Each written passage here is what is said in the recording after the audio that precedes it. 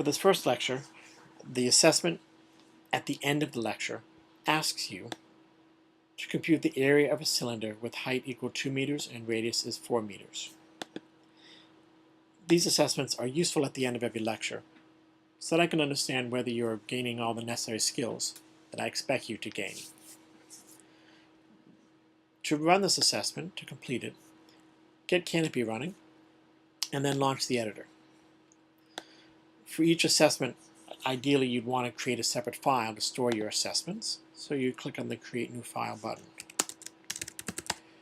When working with Python code, as you will see shortly and in some of the online textbook readings, every line that starts with a pound symbol is a comment, which means it's for humans to read and not for the program to execute. This is a self-assessment for day 1. And the question is, compute the area of a cylinder with height 2 and radius 4. Now you've seen the examples that are shown earlier in this lecture. The formula for computing the area of a cylinder is pi times r squared times the height. So the formula is pi times r squared times the height. We have a height of 2 and a radius of 4. So to get this to work properly, I'm going to print the value that you get when you multiply pi. In this case, I have to come up with a reasonable number. 3.14159 seems good enough. Times the radius squared, which is 4 times 4, times the height, which is 2. And when I save this file, I'll just put this into a directory where I'm going to keep track of all my stuff. Call this my self-assessments.